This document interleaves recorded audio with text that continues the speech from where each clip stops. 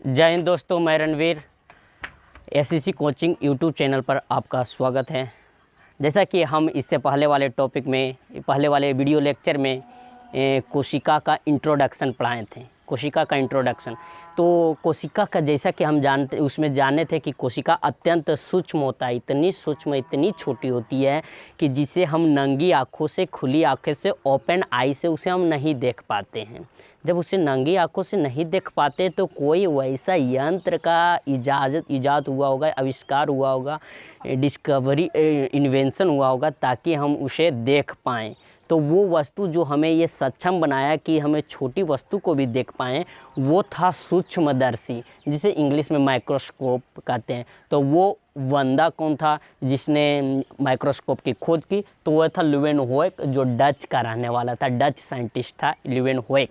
तो बाबू, तो सूक्ष्मदर्शी का पहले परिभाषा पूछ लेता है कि सूक्ष्मदर्शी क्या होता है। तो सूक्ष्मदर्शी होता है वह छोटी वस्तु जिसे हम नंगी आँखों से नहीं देख पाते हैं, उस वस्तु का आवर्धित प्रतिबिंब जो बना कर देता है, उस यंत्र को सूक्ष्मदर्शी कहते हैं। तो सूक्ष्मदर्शी इतनी छोटी वस्तु को 400 गुना बड़ा प्रतिबिंब देगा बनाकर, 400 गुना बड़ा प्रतिबिंब बनाकर देता है। कौन?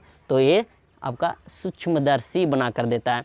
तो यहाँ पर हमें सूक्ष्मदर्शी का खोज ल्यूवेनहोएक ने किया था, ये आप जान गए। तो सूक्ष्मदर्शी को हमने दो प्रकार का कैटेगराइज कर रखा है। सूक्ष्मदर्शी को हमने दो प्रकार के का बताया है कि सूक्ष्मदर्शी दो प्रकार का होता है। तो सूक्ष्मदर्शी में आपका संयुक्त सूक्ष्मदर्शी, एक होता है इलेक्ट्रॉन सूक्ष्मदर्शी। इसका नाम के आगे लगा हुआ है संयुक्त सूक्ष्मदर्शी।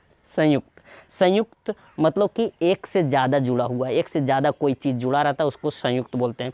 तो ये जो साधारण जो सूक्ष्मदर्शी था, ये संयुक्त सूक्ष्मदर्शी एक प्रकार के अपने आप में माइक्रोस्कोप है, साधारण सूक्ष्मदर्शी है, क्योंकि इसमें सिर्फ और सिर्फ क्या चीज़ का बना रहता है? दो गो लेंस या दो से ज़्यादा लेंस लगा रहता है। एक ऊपर लगा रहता है, एक नीचे लगा रहता है, लेंस लगा रहता है। और छोटे वस्तु को जिसका प्रतिबिंब देखना रहता है, बड़ा प्रतिबिंब जिस चीज़ का देखना रहता है, उसका आवर्धित प्रतिबिंब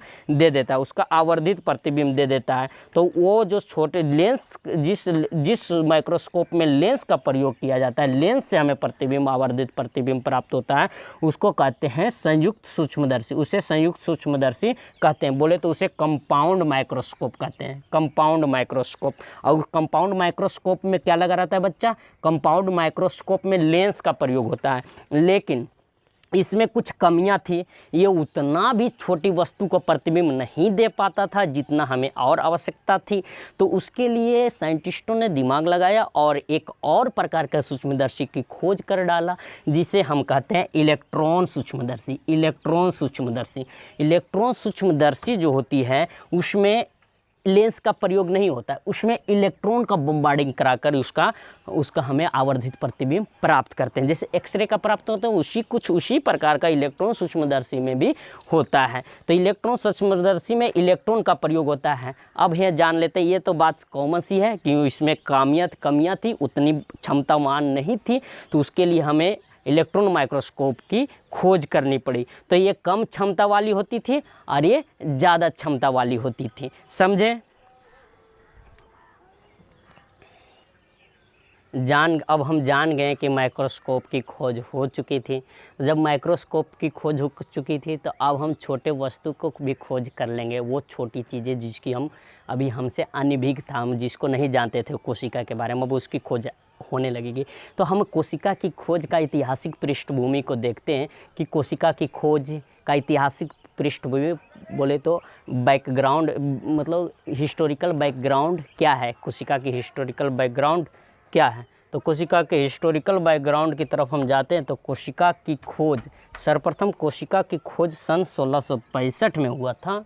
सन 1665 में हुआ था। वो जो साइंटिस्ट थे जिनका नाम रॉबर्ट हुक था, जिन्होंने सर्वप्रथम कोशिका को देखा था। सर्वप्रथम कोशिका को रॉबर्ट हुक ने देखा था 1665 में। और वो जिस प्रकार की कोशिका को देखा था, वो मृत कोशिका थी। अब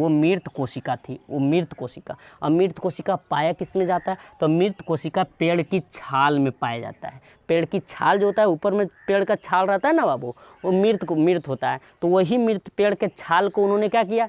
पेड़ के छाल को लिया और लेंस से माइक्रोस्कोप से देखा, उन्होंने देखा कि वो तो मृत होता है, हाँ, तो उन्होंने देखा तो उनको ऐसा लगा कि जैसा कि मधुमक्खी का छत्ता नहीं देखते हो, मधुमक्खी का छत्ता कंपार्टमेंट एकदम कमरा नहीं, कंपार्टमेंट की तरफ मधुमक्खी के छतवा बनल रहता है, तो वो इसने इनको देखने को लगा। तो उन्होंने इसको देखा कि अरे कमरा नियन ससुरा कमरा नियन बनल है, तो कमरा नियन बनल है, तो इसको नाम दिया कि कंपार्टमेंट में, मतलब कंपार्टमेंट में बना हुआ है। जब पेड़ के छाल को देखा लेंस में, अपना मतलब माइक्रोस्कोप में देखा इन्होंने, तो इनको ऐसा लगा, ठीक है। तो इनको जो इस प्रकार के रचना, इस प्रकार के व्यू देखने को उनको मिला, तो ये उन्होंने बोला कि अरे ये मधुमक्खी की छत्ता की तरह दिखता है।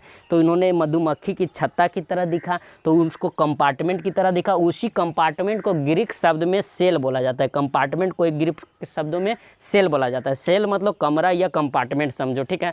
तो वही कमरा या कंपार्टमेंट को इन्होंने नाम दिया सेल। तो कोशिका का तभी से नाम पड़ गया सेल। सेल का सिंपल वर्ड है कि कमरा या कंपार्टमेंट होता है, लेकिन इन्होंने सर्वप्रथम देखा तो सेल नाम दिया, तो आज तक चलते आ रहा है सेल कोशिका का। तो अब हम अगले लेक्चर में जानेंगे कोशिका का, और हम ऐतिहासिक पृष्ठभूमि को झांकेंगे, निहारेंगे। तो अब तक के लिए बाय प्यारे दोस्तों।